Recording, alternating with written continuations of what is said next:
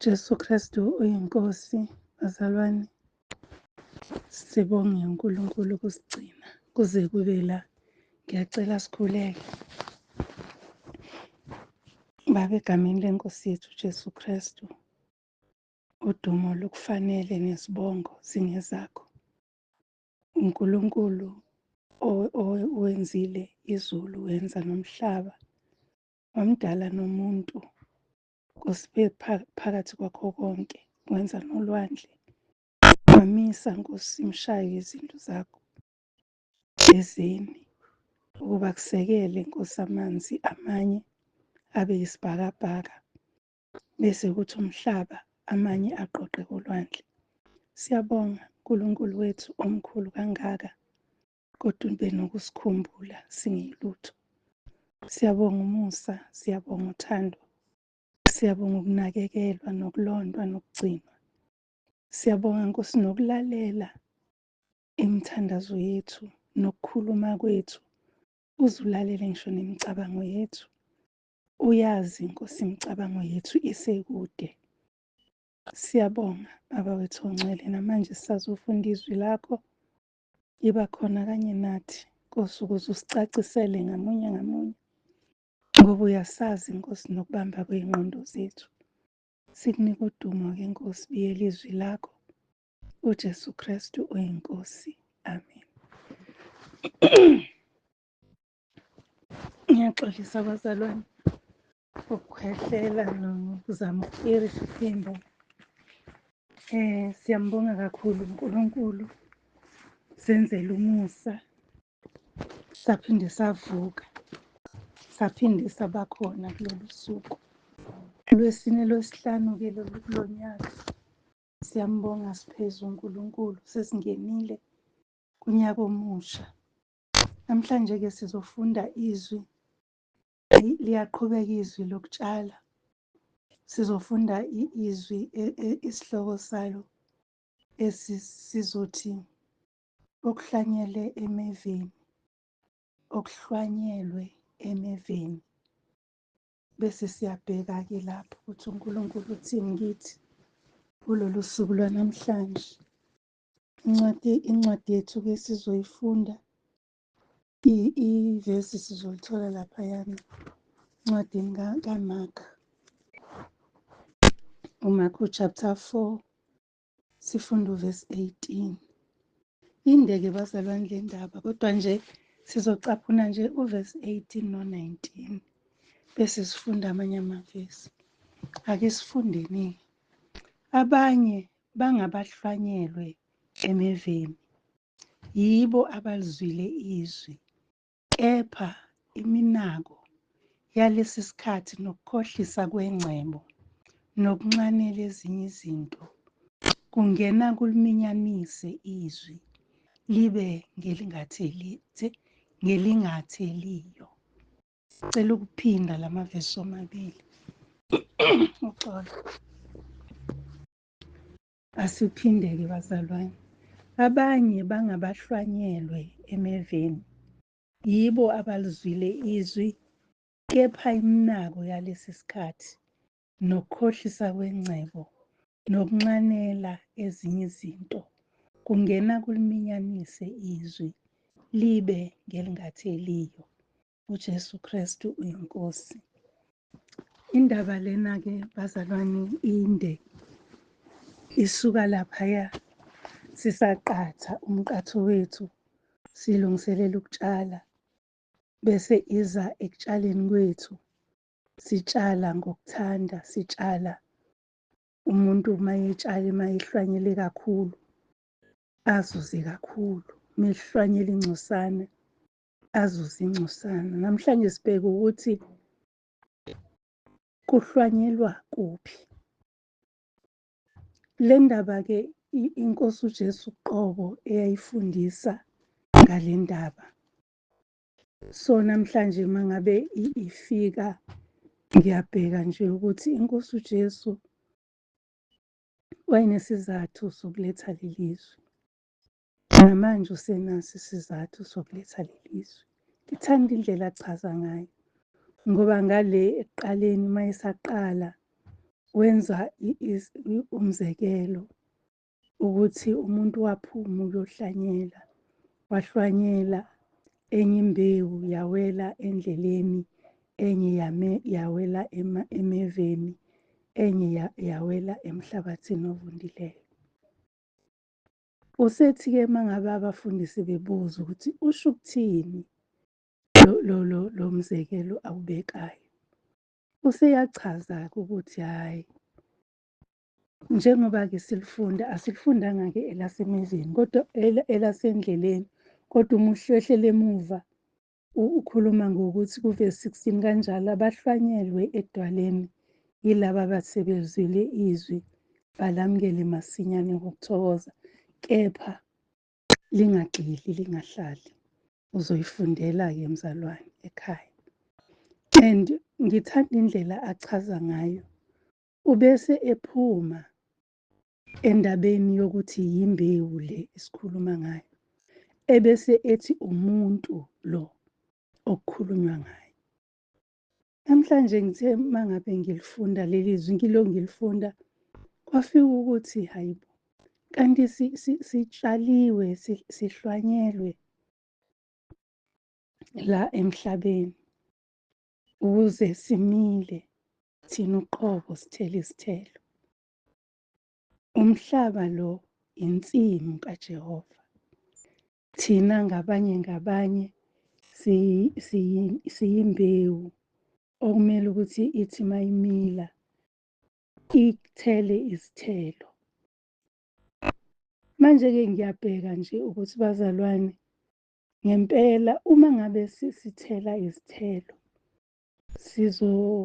sithela izithelo ezinjani? Asidlule lapho. Uyayichaza-ke iNkosi uJesu le ndaba uthi yilabo abalizwile izwi. Bobathathu labantu, ombewu iwele endleleni, ulizwile izwi. Ohlanyelwe emeveni, uzwile izwi. Ohlanyelwe emhlabathini ovundile, ulizwile izwi. Sonke silizwile izwi. Lithi iBhayibheli lami kwenye indawo, angisazi ukuthi kukuphi, lithi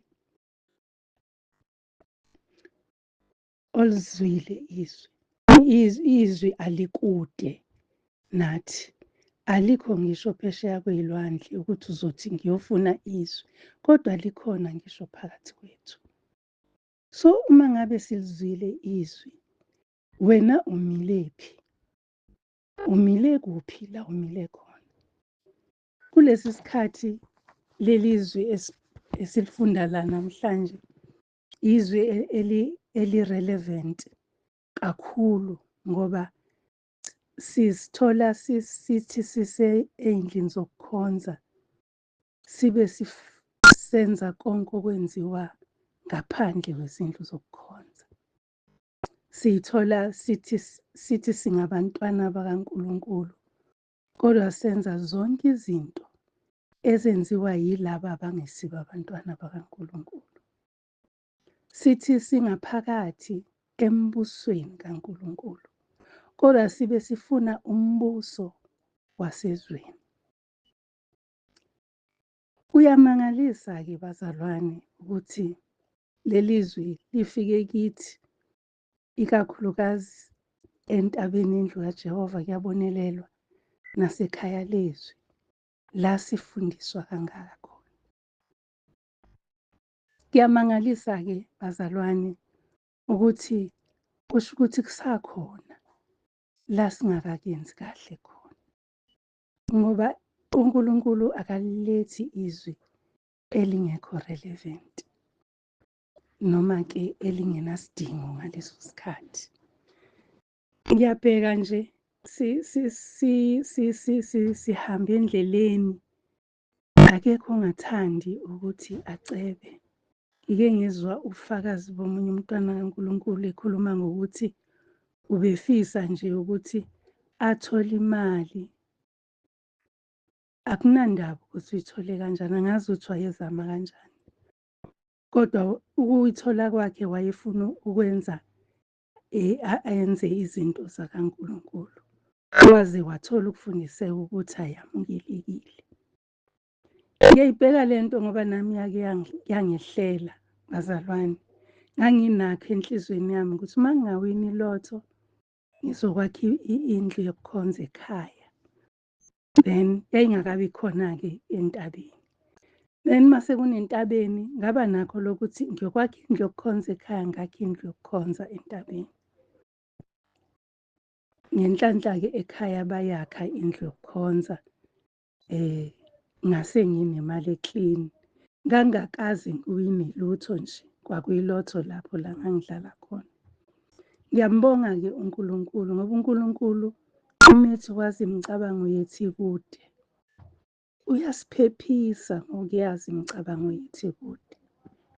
Ngoba kwakuzoba njani sengiyakhile indlu, ngiwinile ilotho, ngayakha indlu, sekuzwakala ukuthi sesifunda size sifike la ukuthi uhlobo lwemali alwamukelekile kuNkulunkulu, isidilizo. uNkulunkulu wethu muhle, uthembekile. Kodwa futhi kubalulekile ukuthi sisibheke ukuthi similephi ngoba kunomphumela ongemuhle ukumila emeveni. Kukhona la ethu uNkulunkulu akuyeke kukhule konke. Ngicabanga ukuthi ukuMathewu 13 uthi akuyekwe kukhule konke. Sengilibheke Mathewu 13 verse 20 kusukela 27. Lithi kwasekufika izisebenzi zomnumzane zathi kuye, Nkosi, awuhlwanyelanga imbewu enhle ensimini yakho na? Pho ilitholephi ukhula na? Wathi kuzo, lokhu kwenziwe umuntu oyisitha. Izisebenzi zathi kuye, uthanda ukuba siye ukulibutha na? Kodwa wathi qha, funa nithi nxa nibutha ukhula nisiphule namabele kanye nalo. Yekani kukhule kokubili ndawonye kuze kuvunwe. Ngesikhathi sokuvuna ngiyakuthi kwabavunayo, buthani kuqala ukhula, nilibophe izinyanda ukuba lishiswe, nibuthele amabele engutsheni yami. Indatshana ende lena, kodwa iyachaza ukuthi yini okufanele yenzeke ngathi sesimilile emaveni. Shuthi awayekwe ameva angaphazanyiswa. Yikho bazalwane siphila emhlabeni. Yikho ungathi mawususindisiwe bese uyasuswa uyobekwa endaweni ethize.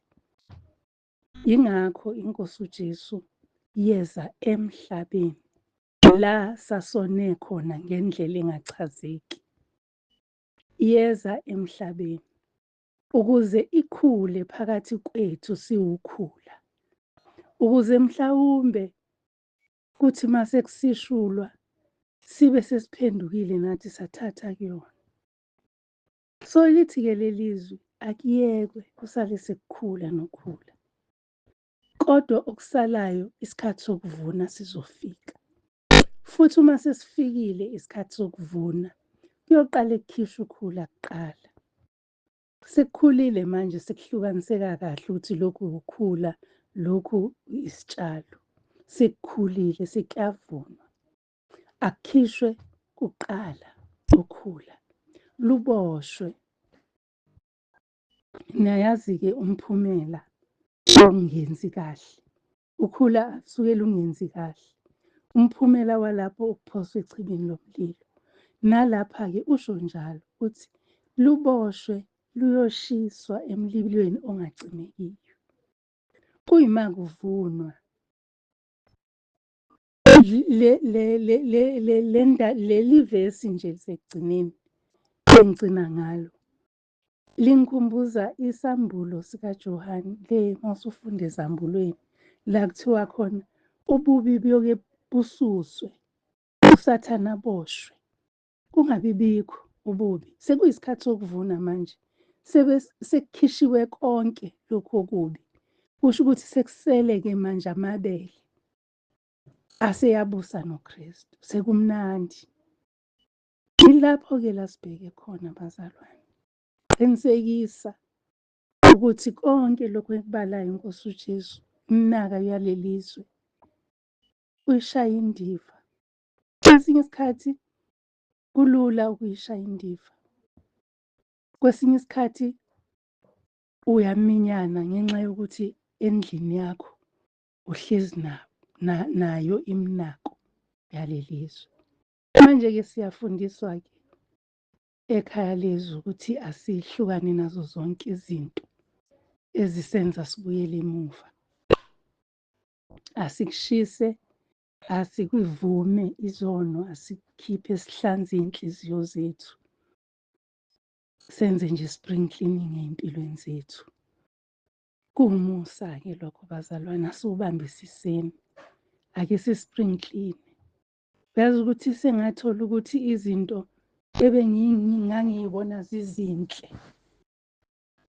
angisayiboni manje ubuhle bazo ezezwe. Sengiyabuka ngingaboni. Khona umntwana oke wakhuluma la ku-YouTube ekhuluma ngokuthi inkanuko yamehlo yenzani. Into uma uyibuka uthi umphumela wenkanuko yamehlo isono esisengqondweni, wona ngomqondo. Kuyenzeka ungoni ngokwenza, njengokuthi nje ubuke umuntu angilinganise, mhlambe ufanelwa iy'nwele ay'xhumile zimenza abe muhle.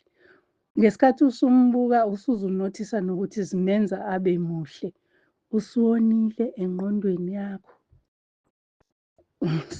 Sekuyisono engqondweni.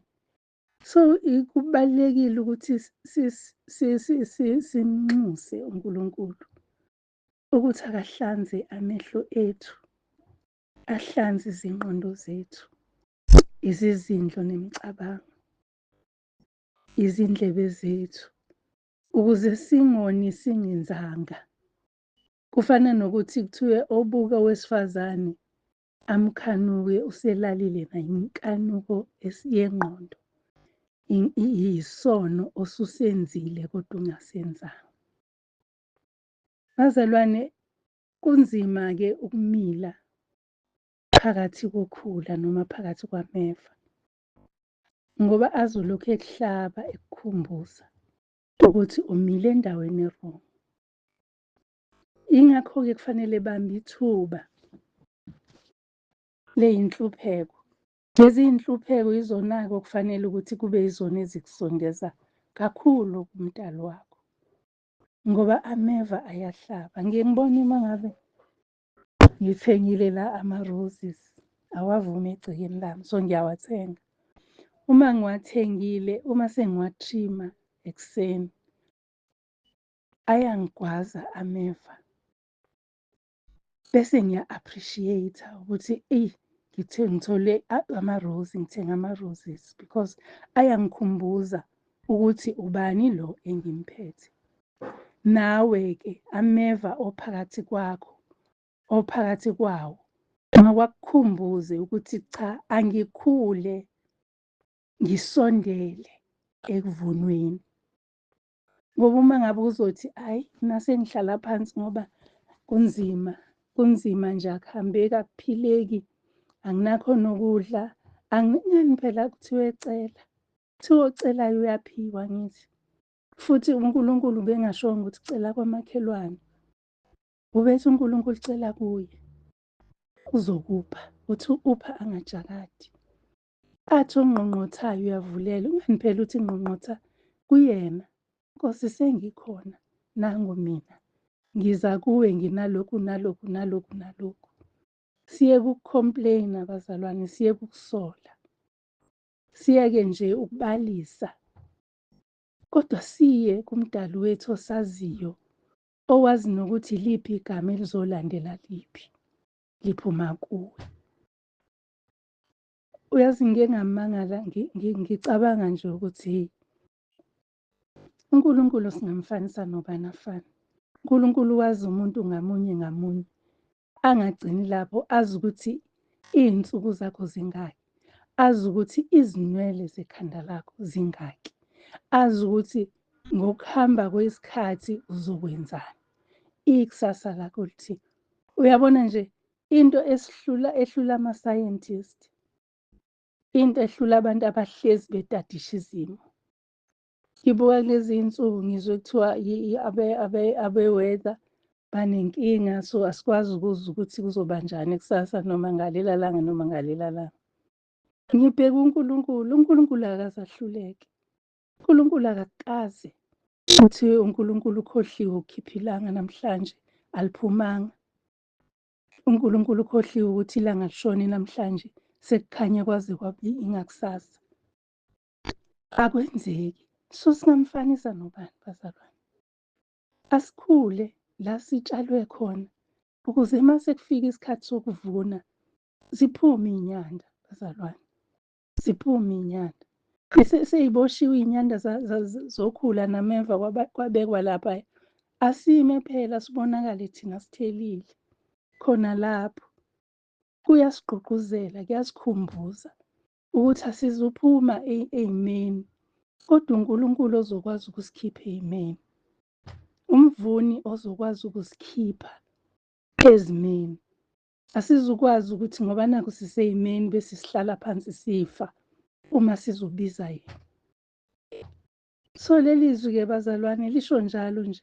Lithi futhi uzobuya yena laphayana kuMathewu 3 uvesi 12 khona ukhuluma ngeumbenye yakhe yokwela isesandleni sakhe.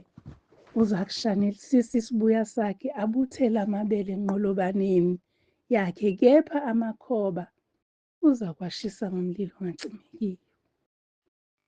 Asiqapheleni bazalwane singaphenduka amakhoba. Ake sithi masitshalwa imbewu iwile emeveni, akushiwongo ukuthi ameva amile edwaleni noma endleleni, kodwa ameva amile kunomhlabathi. Njengoba kunomhlabathi imbewu izomila, ayizukufa, izokhula kuze kufike usuku lokuvuna. So bazalwane, ake sibekezeleleni iy'nhlupheko esibhekana nazo ngoba ziyaziwa uNkulunkulu. uNkulunkulu usuke khona noma kungenzakani kuwe namhlanje. uNkulunkulu khona futhi uyazi waze kuqala. So futhi uma ngabe uNkulunkulu wayengavimba ukuthi oShedrack bangashiswa, bangaphoswa esithandweni somlilo, kodwa uNkulunkulu ukuze abonakalise ukuthi nginani, wangena nabo esithandweni somlilo, wabonakala ephakathi kwabo. Nasesimeni esibhekana naso uNkulunkulu uyabonakala. Ngufakazi-ke mina kusanda ukungehlela nje ngabona ukuthi uNkulunkulu ngempela ukhona. Uba khona nasey'meni nalapho ingqondo ingasanyakazi khona, usubathi uyazama ukucabanga kungacabangeki, usuke khona. Usuke ethi nje thula wazi nginguNkulunkulu ngikhona. Abantu baze bencome wena bethi, hawu, hhayi ingabe wenza ngani ukuthi ube strong. Cha bazalwane, ingoba uNkulunkulu o-strong usuke khona. Uyena o-strong, uyena onamandla, uyena onqobayo, uyena ozazi zonke izimo zokuphila. Futhi uyena okwazi ukuzidizayina ukuthi njengoba usufike lana usuzohamba. Ingakho wathi uma ngabe ekhipha abantwana bakwa-Israyeli efika nabo ehlane ayibona indlela e-straight, kodwa wathi no, labantu bazongihlubuka. Bazothi befika nje bahlangane nempi yamaFilisti bangihlubuke. Ake ngibavithize nje bonke abanengqondo yaseGibhithe abasale la ehlane. Bazungeza kwazalwa abanye baze bakhula, okuyikubona bagcina bengenile eKhenani. Siyambonga kuNkulunkulu ngaleli zwi lakhe. Ngiyambonga nje kakhulu mina ngoba lithi ezimeni zonke ima ngoba uNkulunkulu nawe. Ezimeni zonke obhekana nazo unganaki, ungathathwa yimnako yaleli zwi. Ungathi osibani bani bahlale endlini, basho kahle bahlale endlini ezinkulu, basho kahle bahamba ngey'moto eziwuhlobo oluthize, thina selokhu sahamba ngey'nyawo. bese besitshela ukuthi size enkonzweni noma lini. Bazalwane, akusiyinto yamanje. Asakhile la. Akusiyinto yamanje. Yebo kuyibusiso evela kuNkulunkulu okuningi esinakho nabanakho nabanye. Kodwa ungabi nomona ngenhlanhla yababi.